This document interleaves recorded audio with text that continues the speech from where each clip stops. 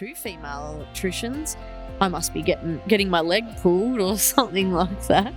Well, I know I personally stopped drinking water and dehydrate myself on job sites. So it's like, I can't last long doing that in my career. The major issue when working in construction is either being on job sites where the toilets are unusable or not having a toilet at all. And we've had a couple of females that actually disagree with us as well. They're like, you should sort it out. And the whole shame thing, keep it a secret, like it's your own problem. Welcome to NAWIC Couch, Launceston edition. Would you like to introduce yourselves? Yep. I'm Jazz and I'm a qualified electrician and the co-founder of the Go Company. I'm Logan and I'm also the co-founder of the Go Company, and I'm also an electrician for a bigger company, Industrial Fire and Electrical. That's cool. So both electricians.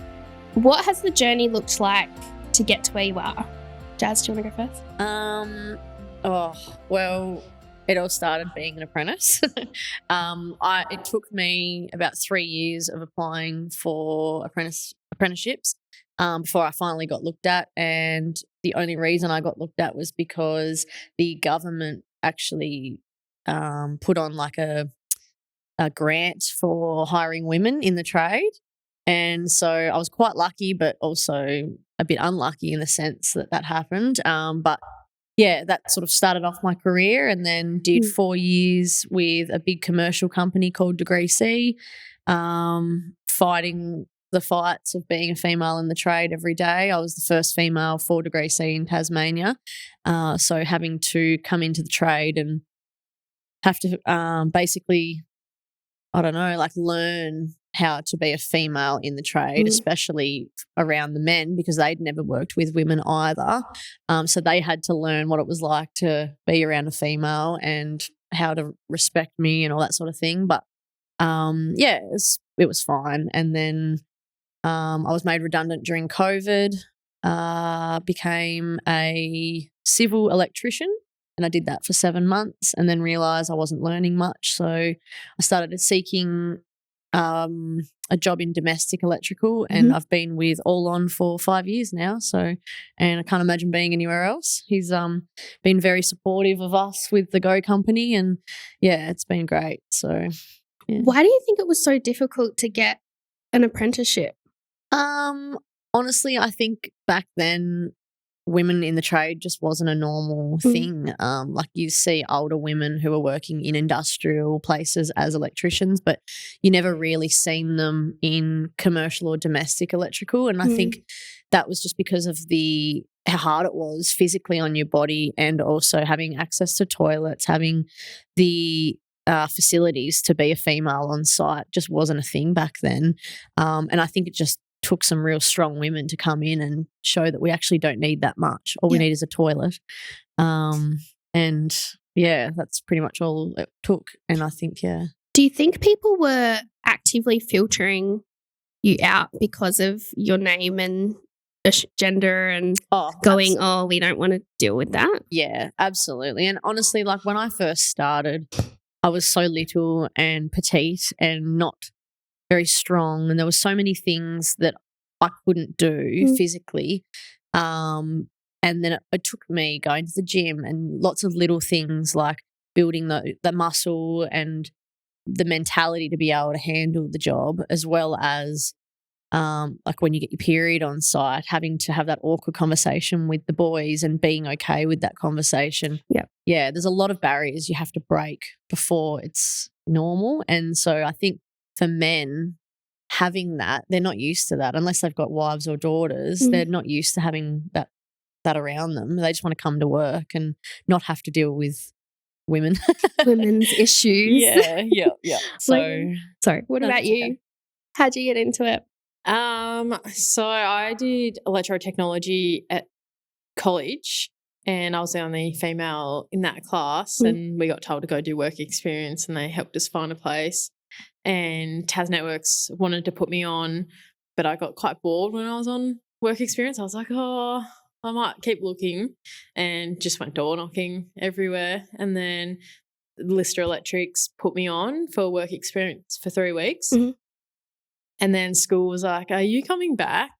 And I had to have this photo. conversation with the employer. Am I going back?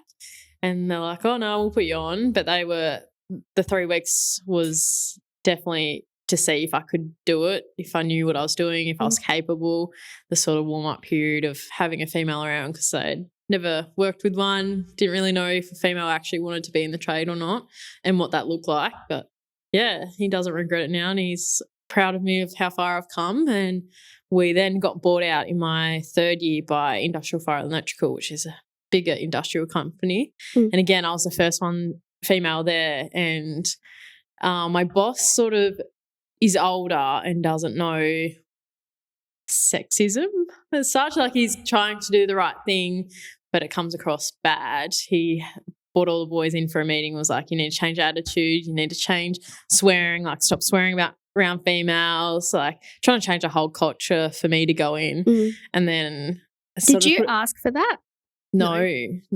And did you want that? No. If I had known that, well, I did find out just before I started. I was like, oh, that makes me so much more nervous. Yeah. Like, why are you doing this? And I know we came from a good place. Like, don't get me wrong, but it definitely paints a target on your back, because like, you're telling people to change for one person that's going into the trade. Yes. And that's not what I wanted at all. Yes. It's like, one of the boys, I swear, I carry on like they do. Like, we do the same jobs. Yeah, probably worse. We wear the same clothes. Like, we were in the work together. And, yeah, that was confronting. What would you say to someone now if you went to a new workplace or you were in charge of it or something like that, in the sense of, because, yes, we do need change in a lot of these places, but how do you think is a better way to go about it than that example of this person's coming, you can't do all of these things anymore, and you need to completely change what you're used to for them?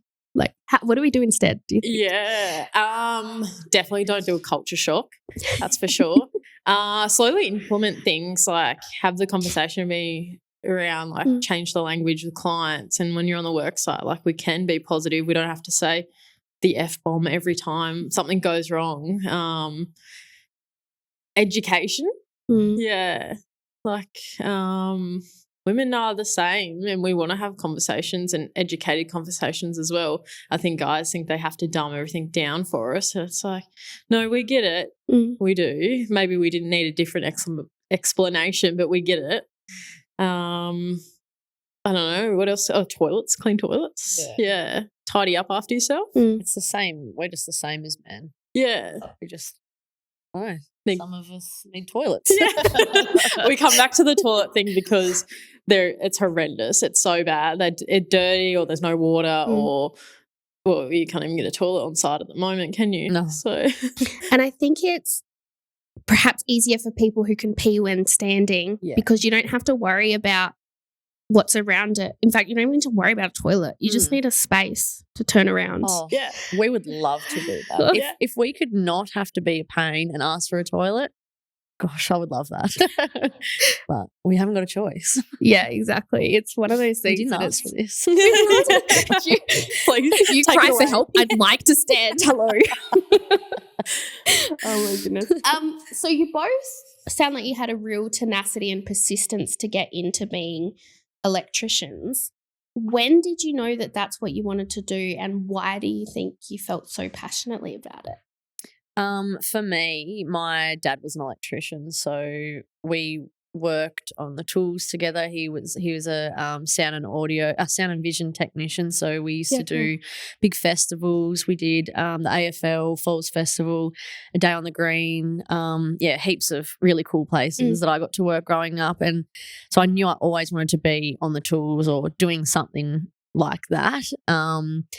Didn't actually ever think I'd be able to be an electrician. And then, I guess because I started applying, and then when I was younger, we didn't know about the vet course. They didn't promote that in schools. So when I was in high school, the course we got to go and do was hairdressing or sewing.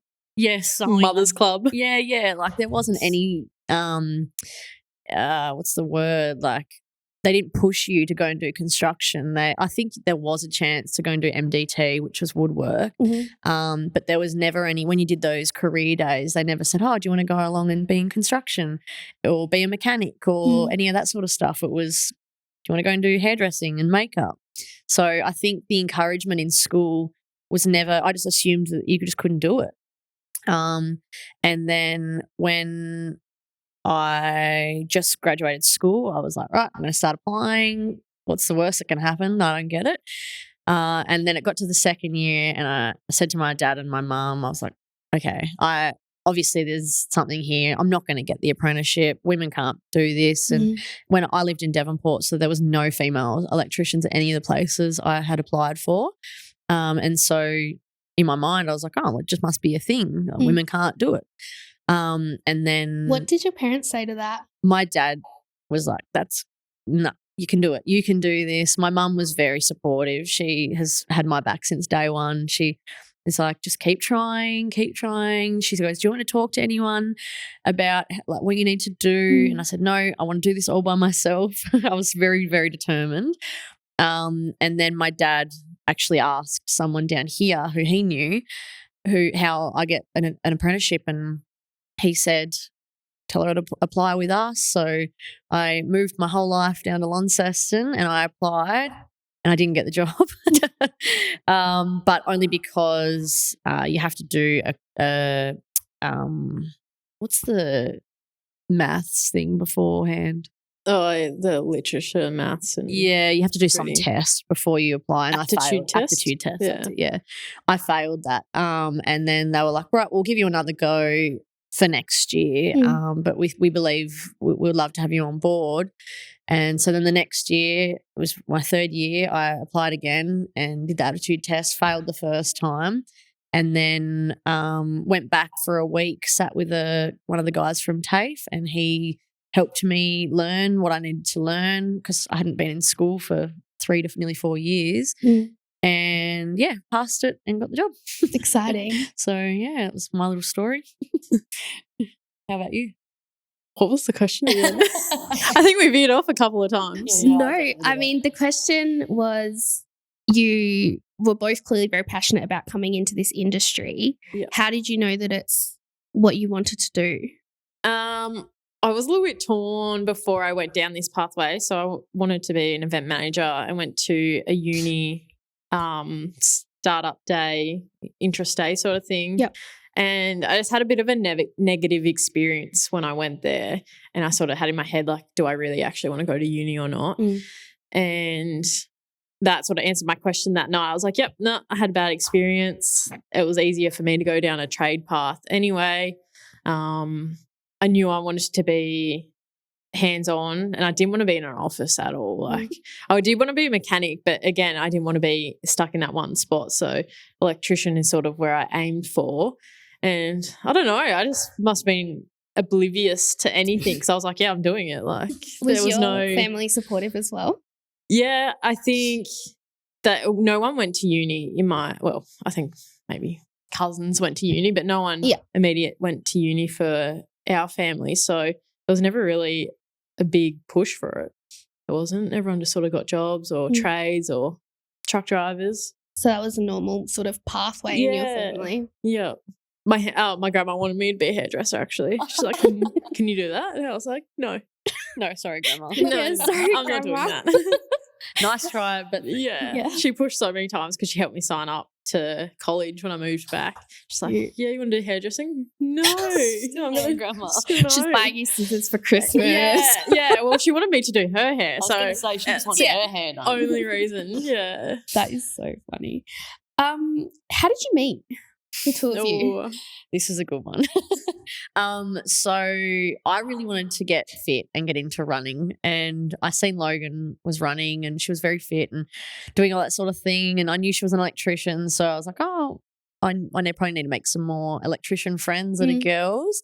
And so I think I reached out to you and said, hey, did you want to go for a run every week? It'd be really cool to meet some other girls in the trade.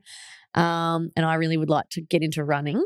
And so we organised a run for every Wednesday of the week, every Wednesday, like weekly. Yeah. and the first Wednesday came up and I think we cancelled twice. Yeah. Yeah, we cancelled twice.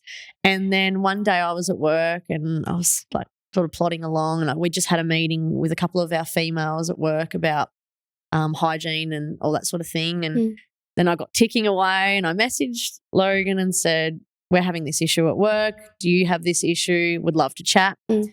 So the next Wednesday, we didn't catch up for a run. We actually caught up here, I think it was, or somewhere for a beer, and started talking about, well, at the time it was a hygiene bag for within our trades. And then the next time we caught up, we signed up a business. So now we're running a business, not running. So you sort of knew of each other. Yeah. You're going to start running together, and then you just decided to go into business instead. Yeah, we just thought we'd sign our lives together. Yeah. We've only been for one run, and that was for the breast cancer awareness. And that's a good one. I was going to say, I feel like there's no reason to go running, but you've just given a very good It was a very good one. Yeah. So. And Tassie's quite small too, so you sort of know or see each other. Like, we would have passed each other a million times and know of each other. And you worked with a few people I knew, so it's just a small world down here. Yeah, you know everyone. Do you think, I'm just going to go back quickly to coming into being an electrician, because as I said, you both like really persisted to get into it because you knew you really wanted it and you kept pushing. How many young girls and young women do you think the industry misses out on because it is so hard to get in? Oh, so many. Well, we've already met a few just since we've started our Tassie Tradie Ladies meetings that we do. There's a lot of girls that reach out to us to say that they're in positions where they're either trying to get into the trade and they don't know what to do. We've both got LinkedIn, and I can't even count how many people have reached out to me and said, how do I get into the trade? What do I need to do? And then our Tassie Tradie Ladies group, there's girls that are in the trade but don't want to keep going because they're either not in a workplace that is supporting them, or they don't find that the trade that they're doing is right, but they still want to be doing something and they just don't know what to do. So it's definitely there's definitely a lot of girls out there that are missing out. And I think the other part to it is confidence. They might not have confidence in themselves to keep pursuing or pushing or going to that employer that they might actually really want to be at but don't think they can achieve it. The trade women that I've spoken to, they're either extremely persistent like you both or incredibly lucky.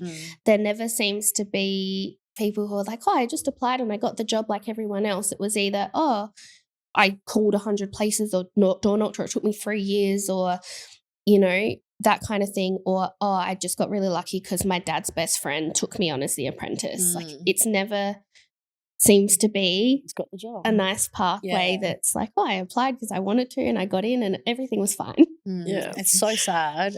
We've had a lot of women that we've met who are sort of like, they get given the opportunity and they go through all the interview stages, and then the faces that they pull when they realise they haven't got the job and another male's got it, it's heartbreaking, because at the end of the day, like what makes them different. And 9 times out of 10, it's not because they're a girl that they haven't got the job, but that's all you think about when you don't get the job. You think, it's because I'm a female. And it's such a shame. I wish we could just hire all the females in the world and give them a trade and just dispense of it like that. But it's not that easy, unfortunately. We'll get there. Hopefully. The Go Company. Can you tell me what that is? Yeah, you go. So the Go Company is a portable hygiene. We specialise in portable hygiene for women in trade. It all sort of started, as I mentioned, from our personal experiences of being in the trade. The major issue when working in construction is either being on job sites where the toilets are unusable or not having a toilet at all. And our experiences were from not having a toilet at all. I used to work in civil electrical, as I mentioned, so we were doing a lot of traveling and didn't have any toilets or anything like that. You'd get your period and you'd have to go behind a truck and deal with it like that in front of the man that you were with, which can be very demoralizing, or not have anything at all and just have to deal with it, which it's very demoralizing. So yeah, that's why we came up with the Go company. We've got a few products on board now. We've got our Go bag, which is our signature product, and the luxury Go box. And then we have a few other things. Did you want to? Or did we drop them? Do we want to do a drop? Yeah. I would love a drop. We've got a dispenser that's going to go back into another prototype because we're not quite happy with it yet. But we also have a first aid wall-mounted box that has our signature Go pack and a first aid bag in it. So for all your emergencies. We also have like a little, what are we calling the suite? The suite, yeah. Suite. So that's for hotels and luxury, just one tampon, one pad, one liner. Yep. And then we've got our luxury box. Did we talk about that? I mentioned it, but I didn't say what was in it. Yeah, that's got tampons, pads, intimate wipes, hand sanitizer. Toilet seat covers. No, they're not in the box. Oh, sorry. Yeah, no, they're not. And we've got a subscription too that goes for gyms so they can keep restocked. And I feel like that's been our most valued thing at the moment. Yeah, I've had a few girls that come up to me and comment, they're like, oh my God, we feel cared about at the gym. And I'm like, yeah. Yeah, we've actually just started a gym edition. So gyms, we're hoping to get more gyms on board with our packs. And that's a 2-week subscription where they can just sign up and then we'll just come and restock. Or if they're far away, we'll obviously just send the products. But yeah, we're definitely coming up with a few products. We've got a few things in the works. But I won't mention the other ones because we don't know yet. We don't know how they're going. Yes. That is so exciting. I think, how do you think the industry goes talking about periods in general? Oh, it's actually getting better.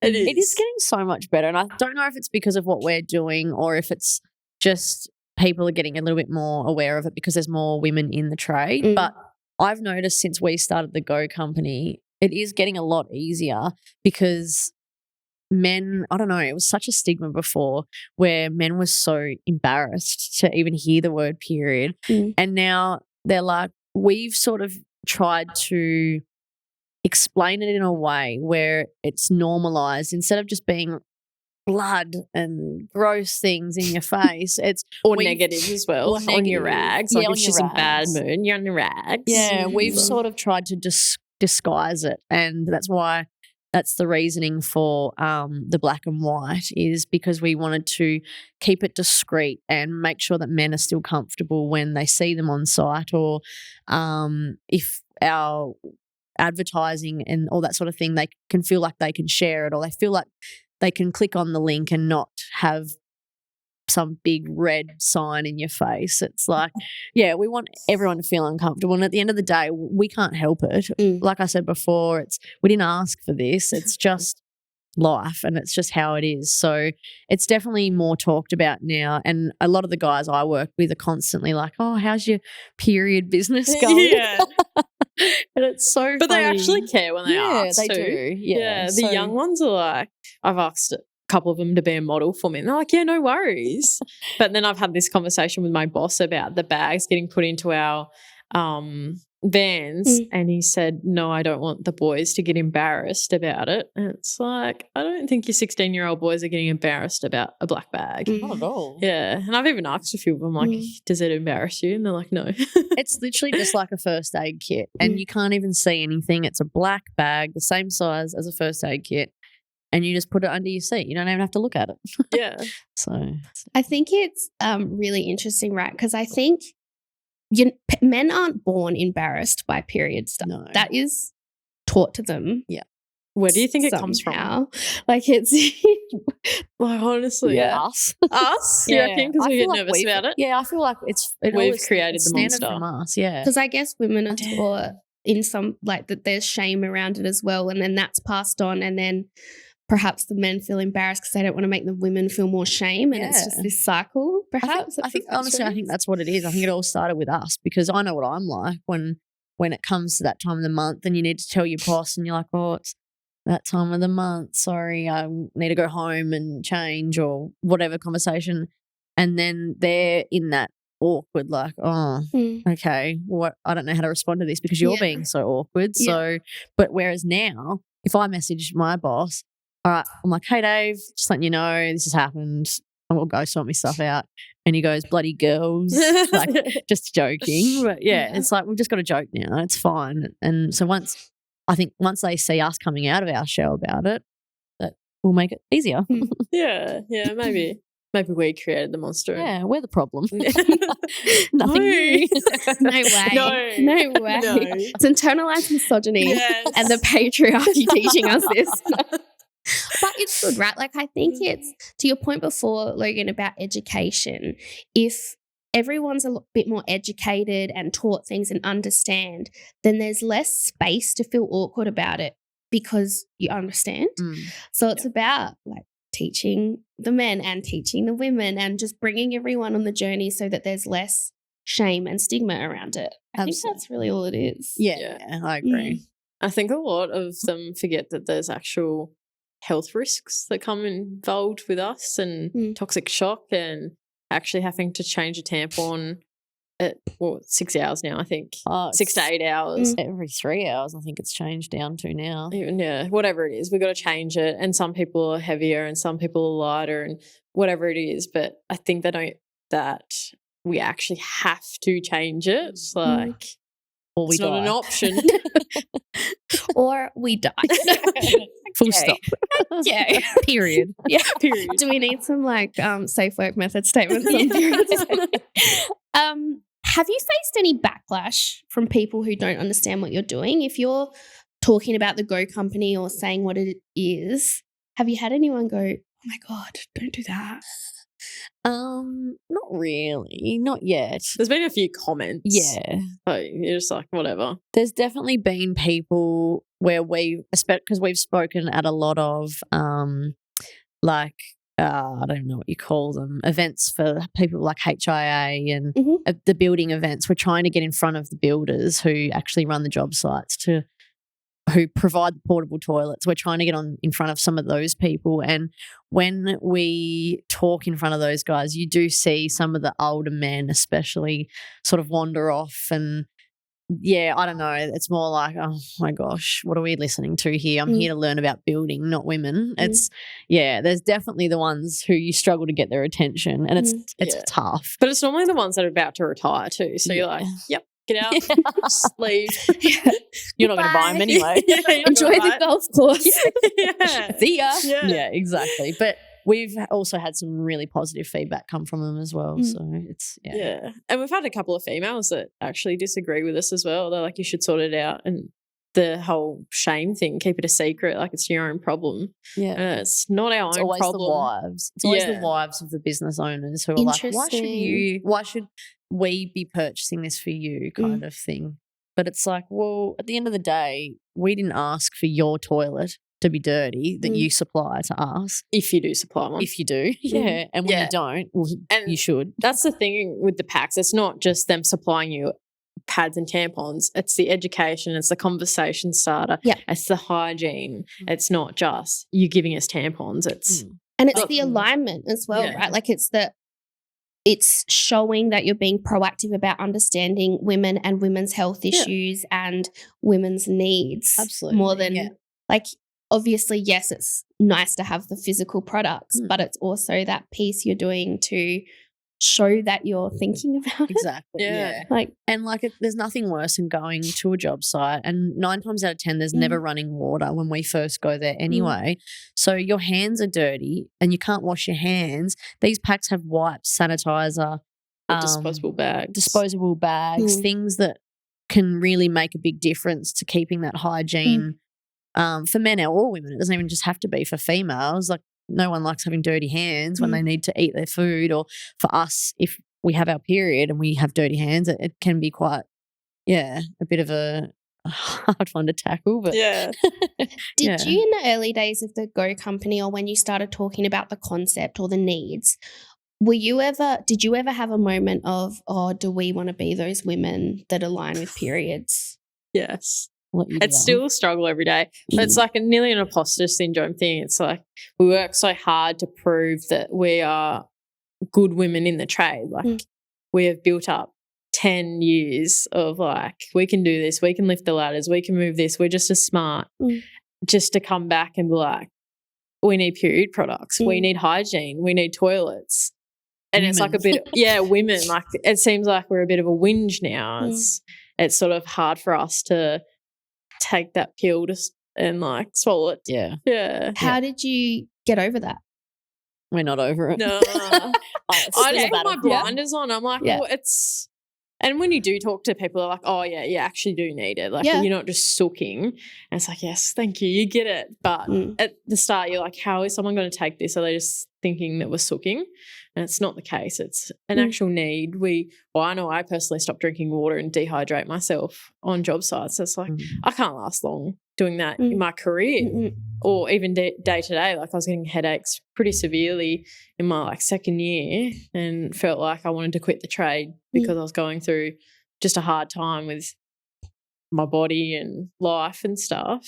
And now I'm on the other side of that and happy, but really want to make a change, especially for females coming through the trade now. I was going to say we've worked hard to get here with our trade, so it's easier for us to talk about it with people because we've proven ourselves to those people already that we're talking to. And if we're talking to new people, well, we just sell ourselves as, well, we're two females in the trade. We've had 10 years or up to 10 years experience. We're here. It's happened. There's no taking that back from us. Like we have proven that we can do this job and now you're going to listen to us and this is what we need. Yeah. Or this is what we would recommend that you try and supply to make women and men's life easier, because there's nothing worse than having a 16-year-old female come out of school and they're working with one of the boys and they get their period on site. There's no toilet on site. So then they've got to ask the male to get in their van, drive them to the nearest toilet. There's $100+ tradesman with a $60+ apprentice leaving site to go to a toilet together. It's like they could save so much money in the long run by having these packs just there. It's just so simple. I love that you've said that, well, look, we actually do struggle with it and we did struggle with it, but we have that confidence and that backing in ourselves as electricians that no matter what, that wasn't going to shake. Like, it's like you got to that point where you felt solid enough in that you're like, all right, whatever. We know that this is important. We know that it might shake people's perceptions of us, but we don't really care. But we care a bit, but not enough to let it stop us. Yeah, because at the end of the day, we're still doing our job. We're still doing it 100%. We're still proving that we can do it and providing a great service. But we're just doing it with a little bit more ease now. Yeah. I just think it's good. Like, I think sometimes with initiatives and businesses and stuff like this, I think it's quite easy for people to say, no, I just 100% believe in it and I have no doubt. I just think it's great that you're going, we've thought about it a lot and we're still not really sure, but we believe in it and we believe in ourselves and that's pushing us forward. I really like that. Thank you. Yeah. But I love the like negativity that comes behind the fact that we have to prove ourselves. We have to do this. It's like we could, like men, they would just be like, yeah, we need this and not have to think twice about it. Yeah. But we're like, 10 years in the trade, like we should be good now. Like we still have to be full-time on the tools. Like we have to work ourselves into the ground just to prove ourselves to say toilet seat cover. To get a toilet seat cover. I was like... But it's almost like you're just trying to prove it to yourself more than anyone else. That's probably true. I think once people get out of their own way, makes such a difference, I feel. We've already made a big break, I think. And I think we are blind to it a lot of the time, but sometimes we step back and have a real good look at what we've achieved, and we have really made a big dent in the industry with this, which we're so proud of. And sometimes we have to bring ourselves back down to earth to remind ourselves what we've actually made here and what we've created for women in the future. But yeah, some days we're like, oh, what are we doing? Yeah. Why do we do this? Yeah. Is it worth it? Yes. Yeah. Can I say pull ourselves out of the hole? Because Yeah. we're definitely down in the hole, like tunnel vision, like, oh my gosh, this is hard. Yeah. Well, you're in startup mode. Yeah, we still are. Definitely. And that is, by all accounts, one of the hardest places to be in business ever. Yeah, especially when you got to do so much educating of why the product is needed as well. That's definitely been the hardest part about this whole thing. Yeah. And I was exhausting. going to ask, is it trying to get the products or coming up with the ideas or the marketing or the education? Which is the hardest part of your business, do you think? Well, leading up to now, it was probably finding the products because we wanted to really try and keep things at least Australian made. So finding good quality products was definitely tough. And someone who manufactures in Australia, we don't have many manufacturers in Australia that can customize things. They just want easy done, already solutions. Yeah, get them out the door. Yeah, 10,000. buy in bulk, it looks like this already. Yeah. Like we pack everything ourselves. We buy the boxes separately, the bags separately, and the boxes. We buy all the products separately. Everything we have is hand packed by us because we can't.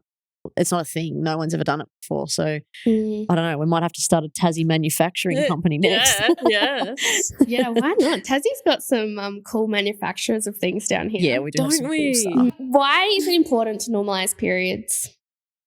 Oh, that's a tough question. I think it's really important because, well, periods are a thing. They're not going away and we can't make them go away. But I think it's so important because so many women are different. And I think for what we've learnt coming into this business is there's women who really struggle, especially women with like endo or pregnant after pregnancy, or women with like loss, baby, like child loss and things like that. Some of the things that we've been through and that we've heard and people that we've met, it's honestly changed my whole perspective on periods because I thought, well, it's different now, but when I was younger, I thought I had it tough. But the fact that there is women out there who don't have any kind of support and are just going through all this sort of thing alone, it really has put a twist on this whole thing for us because at the beginning, the only reason we started it was because our females were driving us nuts, asking for a lift to the toilet. And to think that now talking about it and opening up and getting people speaking about just periods has brought out all these women with all these problems and they've just been silent about it for so long. And men are actually really understanding of it now and sort of coming to and wondering. I think they've got a little bit more idea of it's not just a period, it's so many other things. Like it's a baby. If you get a bad period, it's like you might not be able to have a child. There's so many things that are behind periods. If you don't get a period at all, you probably can't have children or you are struggling with having children. And then there's ones that just get their period normally and that's just a pain in the ass in itself. So, yeah, I think, I don't know, men with daughters and men with wives are definitely easier to speak to about it because I think none of them really think about it until they've spoken to us and then they hear our story. And then they think about their daughters and their wives and they're like, oh my gosh, it's actually a really big problem. Like we've been so blindsided and now all of a sudden everything's become like I don't know what to say. Like it's become it's a thing. Like it's there. It's real. Culture zeitgeist. It's more talked about. It's more understood. Yeah. So I think that's probably why it is so important that we talk about it because there's so many different perspectives of periods and women's hygiene that we have been so quiet about. So hopefully that was a good answer. Can I answer why it's so hard for, or probably you as well, to think of the answer? It's because there's so much that's involved of the word period. Yeah. It's everything. It's our whole life. Like our whole life revolves around it. The kids, the family, we come from mum, we go to work, we deal with it. We go to an event, we deal with it. And there's friends that have child loss or your best friend struggling with endo. Like it just never, it's a whole life. It's a whole everything. And I think and that's why it's so hard to answer.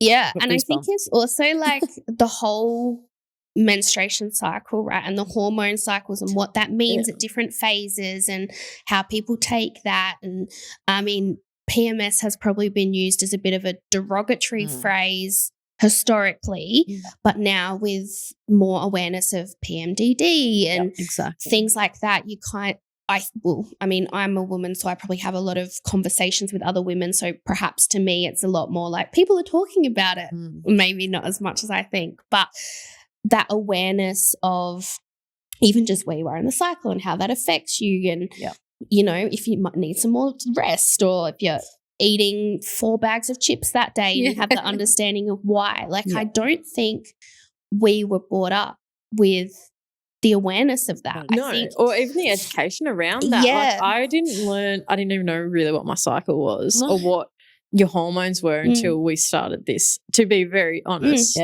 And now I'm explaining that to my partner, and I have just got told that I might have PMDD. And it's like, oh, well, now I know why I argue with you when I get to that time of the month, but it's not the time of the month, it's the week before. Exactly. Yeah, you wonder why you feel this aggression. You can't explain it, and everyone's like, oh, you're on your rags. It's like, you have no idea the rage that is behind me right now, and I can't control it. And then you get your period and it's like, oh my gosh, I feel great. It's like that's almost a release sometimes, right? Like the period part is sometimes the best bit of the cycle. Give me my period because every it's day. the reset. I'm not sure, but that's it definitely is. So Logan, this is random, but I'd like to know if there's any relationship between being an electrician and your passion for mountain biking. Oh, no, there's not, because it came from, I did my first ever mountain bike session with college. They like had a camp and they're like, oh, who wants to go? And again, I was the only female that wanted to go. So then they had to get a teacher, and I went to Derby. I'd never even heard of Derby before. Now it's like the world famous biggest thing ever. Travel all around the world. And I got up the hill and there was just nothing. No one else, nothing. The teacher was like, oh, just go at your own pace and that. And I was like, I took that. And I was like, yeah, I'll go at my own pace. Bombed down the hill and loved it. And yeah, it was just in nature. I was like, this is what I want to do. And I thought I was going to be a pro mountain biker. And then, sort of did the trade, bought mountain bikes, spent a lot of money on mountain bikes. I'm like, I'm glad I got the trade because we get paid well through it. And living the balance of a sparky and a mountain biker. Is it a diverse sport? Oh, here we go. And not when I first started. So girls on the track were sort of like a no-no, like get out of the way, you're ruining it. And I got quite good for a while, and they sort of, I'd get to the top of the track and I would want to go first because I knew I was faster than them, but they'd push in and go. And it was the best because I was like, all right, you do that then. And I just sat up there bum the whole time. I was like, do you want to move yet? And I just got to prove that like, women can do anything. Yeah. I mean, I guess I'm asking because I'm seeing parallels. Perhaps there's not a relationship in your mind, but in terms of that kind of sport and those kinds of things that you're faced within that sport versus in the industry as well? Like, is it, I don't know. Yeah, well, it's definitely got the both challenges, and toilets is one of them. So I'm also like with the Go company pushing to get toilets at events and stuff, because women forever were like underrepresented, and now more and more are getting into the sport, but no one's pushing or advocating for them to have toilets or clothes that fit or change rooms. Like 16-year-old girls shouldn't have to go get dressed in the car park. Like, they've got boobs at that age. They need the toilet because they probably have their period. And why are we just disregarding them just because a male can go behind the car door and do whatever he needs to do? Jasmyn, you told me that you're passionate about making sure future women who come into the industry never have to face the boundaries that we had to. What sort of boundaries were you referring to? I think for me, like, it was super tough coming into the trade because I was the only female, and I've been the only female at all the places that I've worked. Honestly, that is such a tough question to answer aside everything I've already said, but I guess the boundaries are constantly having to try and prove yourself to your customers. Working in domestic electrical can be really tough because you're doing sometimes 5 to 10 jobs a day, meeting new customers, going to their house, being let into their private spaces and being trusted with their life, because electrical can be quite dangerous, and their home, and being trusted with the job that you're doing. And I know still to this day, I'll walk into jobs and you can already feel they're not really comfortable having a female come in. They're very held back and they're like, oh, hello. And then by the end of the job, once you've done the job and you've done a really good job, they're, oh, thank you so much. And you just feel the tension disappear once they've seen that you're in there and you're getting the job done. So I think that is a massive boundary, especially in domestic, well, any kind of trade, domestic construction. But yeah, I guess just having that constant battle with arguing in your own mind, like, can I do this? Am I good enough? God, please don't stuff up. Please don't stuff up. You walk into the person's house just hoping that you don't make a mistake, because that's the first thing that they're going to judge you by, is being a female. Yeah. But even men, I'm sure men have that same issue when they stuff up, but they don't go in with that original. Yes, they don't already have that mental load and the baggage to begin with. Yeah. Because they'll just go in, and if they stuff it up, then they'll deal with it. Yeah. But you're already thinking, okay, I'm going to be judged and I can't make a mistake in this. And Yeah. Have you ever had anyone say straight to your face something about you rocking up as yourself? So many times. What do people say? I've had a few, but probably the most major one that is recent that I've sort of thought about was I rang this lady and she assumed that I was the real estate manager, the real estate maintenance, property manager. Property manager, yeah. And she was like, I've already told you I need an electrician. And I said, because I answered, like, when she answered, I said, it's Jazz from All on Electrical. I'm here to book in. I'd just like to book in to come and have a look at your stove. Yeah. And then she's like, I've already told you I need an electrician. Yeah. And then like, that's why I'm calling. Yeah, I just said, I am an electrician. I'm from All on Electrical. She's like, oh, a female? And I was like, yeah. She goes, okay, then just get here. And so I rocked up and, I had my other female with me as well. And we went in and she's like, 2 female electricians? I must be getting my leg pulled or something like that. And anyway, I walked in and opened up this stove. Did you say anything, or were you just like, where's the stove? I was sick of it by then. I was like, as soon as she answered the phone, I thought, here we are. This is going to be interesting. And anyway, I've gone in, opened up the stove and knew straight away, diagnosed it straight away. And she goes, oh, good, you did that quicker than a male could. And I was just like, okay. You're like, let it go. Yeah, please give it up already. I'm here. There's 2 of us. But yeah, I think that's definitely been one of the most standout moments. But I've had it a few times. Yeah, it's been. Does it ever bother you, or are you just sort of, okay? It depends on the situation. When it comes from females, it really hurts a lot more than when it comes from men, because women are supposed to support women, and there is so many girls and ladies out there who are so against women. Either, I don't know if it's succeeding. Jealousy. Succeeding. Yeah, and it is jealousy. It is. It's jealousy. And I think it's so tough when you're trying to fight with those people, because you're like, just let me be me. Just let me do this. I think you're right. I think it is jealousy, but I don't know that it's conscious jealousy a lot of the time. I think it's that other women sometimes, like, they have been taught the same lessons perhaps, or internalized them more, or had a different pathway. Yeah. And then when they see people going outside of that or doing things differently, it's a bit of a like, well, I couldn't do that, so why do you get to do that? But not in so much of a conscious thought. Yeah. It's more just that, well, I've complied. Yeah. Why aren't you complying? And it is because they were obviously raised, or they were in relationships where they were the stay-at-home mum, or they were in the kitchen. They never were exposed to that sort of opportunity. just expected to be at home and raise the kids, and then after that they retire and live at home and do nothing. That's how I feel like I'm so different, because my grandma says the same thing to me. She's like, we never had the opportunity. So I was like, well, neither did I. Like, Yeah. I was the first girl in my mechanics course, and I had to go have a chat with my principal because they were like, again, pushing me for cooking and sewing. And it's like, no, I don't want to do that. I want to do mechanics. And they're like, okay, well, go deal with the principal and try to get changed, thinking that I wouldn't get it changed. And I did. But it's like, I just was so like, I'm going to do it. Like, what? The female thing was like, that's not an excuse. Why are you making an excuse right now?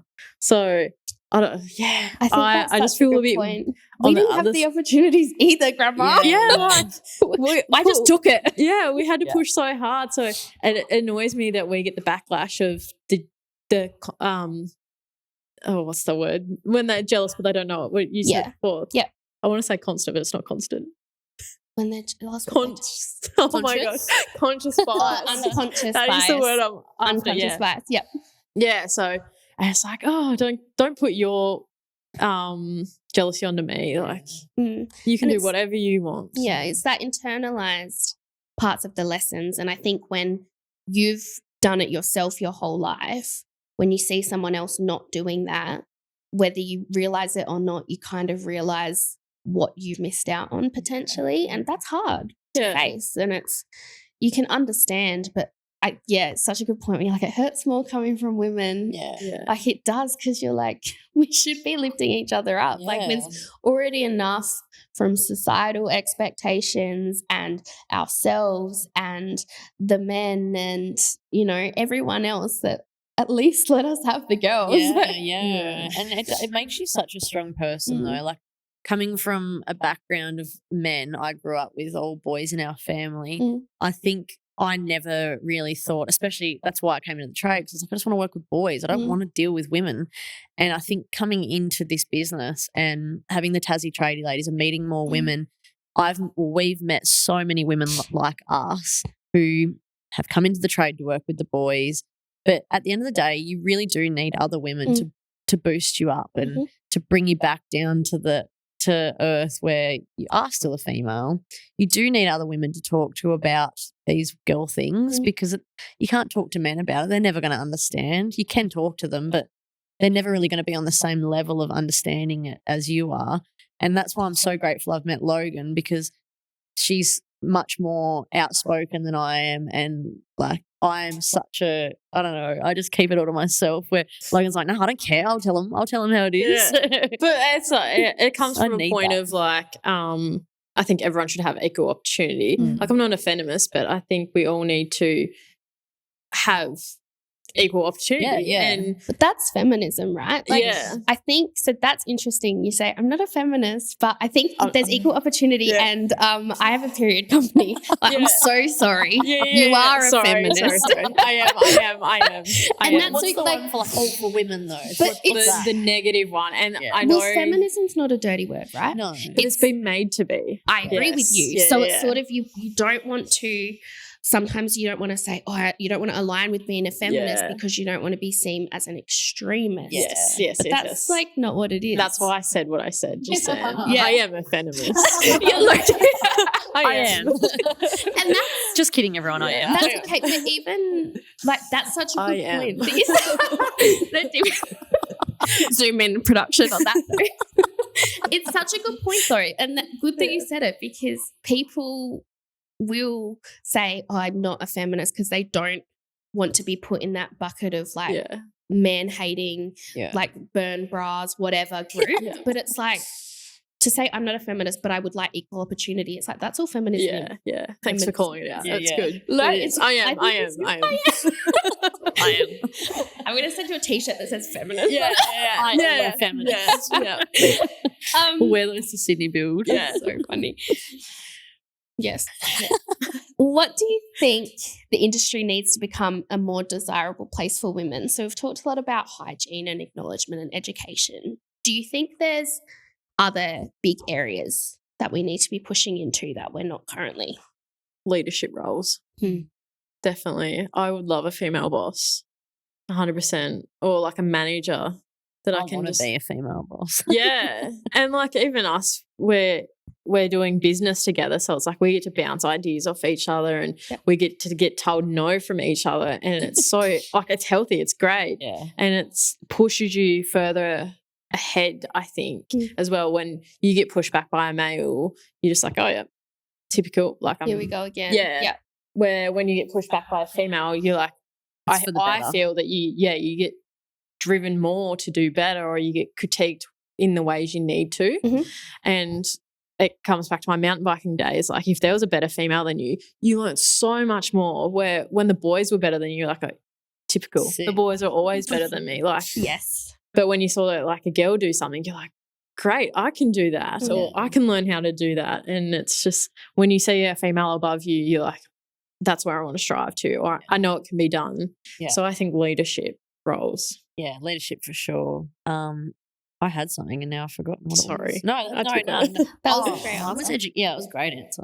Mine was just education around tools, because I feel like women, well, probably not so much now and leading forward, but when I was a kid, I was never really exposed to tools, because I did work with my dad a little bit, but I was only allowed to use so much because I was a girl, and girls don't touch tools. It was just a norm.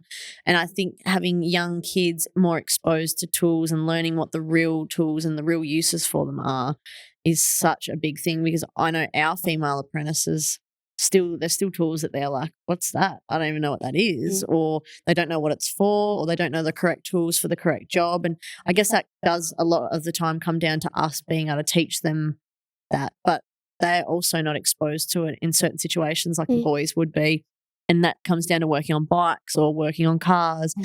Their boys love working on cars, where women go and sunbake on the weekends. Like they don't. But that comes back from the high schools pushing a narrative too, because the females expected to go down, like do the mothers, the sewing and that, and they weren't allowed to go do the woodworking or mechanics, or there was even jewelry one and all that.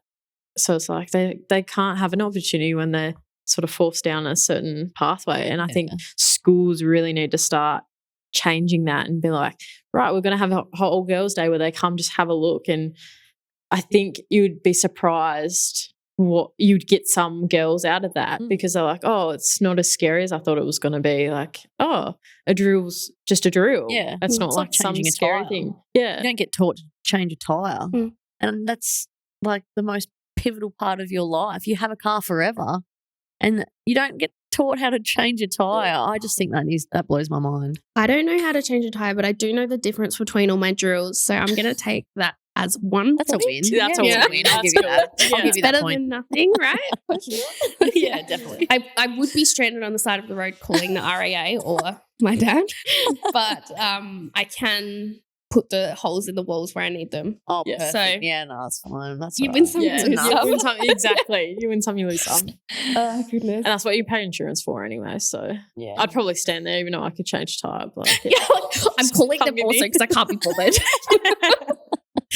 Oh goodness me. What do you love the most about construction? Oh, We've talked a lot about we can improve and perhaps issues and ideas for just those issues, but I just want to know what you love about it. oh my God, I just love so much. For me, it would be customer satisfaction and my satisfaction at the end of a job, when you get to stand back and look at what you've done and see the smile, or sometimes the smile, on your customer's face, knowing that you've provided that service for them. Yeah, it's euphoric. It's something you can't get anywhere else, because you can mow the lawns or do the dishes and never get anything from your partner. But it's like when you can do a really good job of a house or a high riser and stand back and be like, I did that. It's pretty cool. you stole my little thing. It's like the stand back and I did that. I did that. So the Tasman Bridge, when you get back to Hobart, have a look at the lights across the Tasman Bridge. I did that. Yeah. When you drive around town, and it's a classic tradie thing, and a lot of tradie girlfriends will know what we're on about. Yeah. The I did that part. Or you're sitting out at a restaurant and the partner or me in the relationship, I'm just looking up and you're looking up, judging the tray work or the lights. You're like, oh, I wouldn't have done it that way. Yeah. But yeah, definitely customer satisfaction for me is one top tier. What about you? Yeah. I love that I can pretty much renovate a whole house. Yeah, that's cool. Yeah. And I can do it myself and I know what to do, and that's pretty amazing. Like, yeah. It's building anything and staying back and having a look at it and you're like, I did that. It's definitely a good trade to have electrical because you do learn everything. Where building, you're quite limited. You can do like tiling and all that sort. You can do your own electrical, but you don't. Should not. You shouldn't. Yeah, it's not recommended. Don't do your own electrical. What do you think organisations like NAWIC could do to support small businesses, women in trades? I think help educate the bosses about the success of companies that have had women through. I think a lot of places have just talked amongst themselves about horror stories of having that one bad female that came through and ruined it for everyone else, and now they won't hire again. And it's like, well, actually there's a lot of successful stories of females going through. So I think highlighting that or educating it somehow would be really beneficial for especially smaller companies, because they can't afford to keep putting on females and losing them or not having them finish their trades. Yeah. If we were talking about the government, I would say it would be great if there was a grant. Money. Give me all your money. If there was a grant that was designed for builders or construction sites or even customers where they could supply toilets or supply better facilities on sites leading up to projects, because I know that that's a lot of businesses' excuses to why they don't put toilets on sites is because they can't afford it, or they don't want to have to pay for that extra couple of grand to have the toilet on site a week early, or whatever the excuses are. And that's the one barrier of females getting into the trade is knowing the facilities that they're going to have, because they don't know where they're going to go to the toilet. Yeah. You never know. You don't know if you can drink water that day because you don't want to be going to the toilet heaps. So and you're doing physical work. Yeah. And it's hot up in ceilings and things sometimes when you're up there doing that work. And to go, maybe I shouldn't drink water today is terrifying. Well, just today I was on a site. It's 34 degrees today. Yeah. What's going on, Tasmania? I know. I came all the way down here to be cold. Anyway, sorry. That's okay. We had to do some work. I was avoiding going up in the roof because it was so hot and we didn't have a toilet on site. There was two of us, so two females, and a bunch of boys, and we were limiting what we were drinking because every time we needed to go to the toilet, and we were cycling toilet breaks, so we were trying to line them up every time so we could go for a drive and go together somewhere. But I mean, as you get a bit older, your bladder gets a little bit more weak and it's a bit more of a struggle. So we were finding our toilet times weren't lining up, and I was just having to hold on until the next time she needed to go. And I reckon between the two of us over 3 days, we've wasted over nearly two hours of time just driving to the nearest toilet and back. So having, toilets would be great. And I find toilets are a bit of it's a hot topic on this conversation. Toilets. But it's a bit of a safe spot. Like if you know you're going to have that little room to yourself, like if you've just had a bad moment on work, you can go to the toilet and just gather yourself and put on a brave face and get back into it. Because I know that when I was having bad times and stuff, I'd go to the toilet quickly and get my stuff back together. And or even needing to go to the toilet when you're busting. Yeah, and makes you angry. It makes you worse. Like you can't focus when you're busting to go to the toilet. Yeah. So you start making mistakes. It's such an anxiety that comes with that. I get so much anxiety when I need to go to the toilet. Even just this is so niche, but the amount of times that I've ripped my pants and had to go into a toilet to duct tape them up is somewhat embarrassing. But also it's like, where else on site could I take my pants off, duct tape the rip together, and then go back out and continue with my day? Exactly. You know what I mean? Yeah. Like, you need a toilet for that. Space. Yeah, because even if you're in like a break room or whatever, anyone could walk in any time. And if you've like got your pants down putting duct tape in them, which I've actually done several times, Yes. I've been there. it's like, hello, awkward. Anyway, my last question for you is, why did you agree to come on NAWIC Couch today?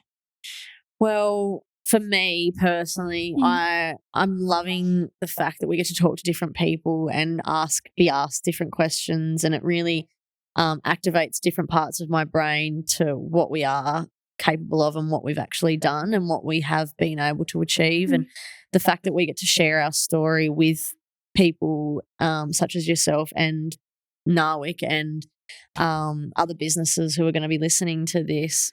We want to tell our story. We want other women to know what we've been through and that they're not alone, and that they can come onto this big cycle and journey with us, and we're there to support them. And you guys obviously are as well, because you've taken the time to fly down and interview us. But yeah, that would be mine, to try and educate and like inspire other women. And yeah, it's a great answer. I love a good chat. You nearly just answered everything. So yeah, I just like talking to people, and I think the more we can talk about it, the more education, the more understanding. Knowing that people aren't alone, because I feel like when we open up about our stories, and I'm willing to talk about nearly everything, so other people can feel comfortable, and I'm happy to put myself forward in front of everyone and be the one that says that I've got my period in my pants before and it's bled through and I've had to just deal with it. And I'm okay with that, because it means that someone that's coming into the trade now can be like, it's happened before me. Yeah. I'm brave. I can do this. I can keep going. It's fine. And if it does happen, it's okay. You're not the first person. Yeah, definitely not. Just get a go bag. Yes, everyone get go bags. Please. Thanks, guys.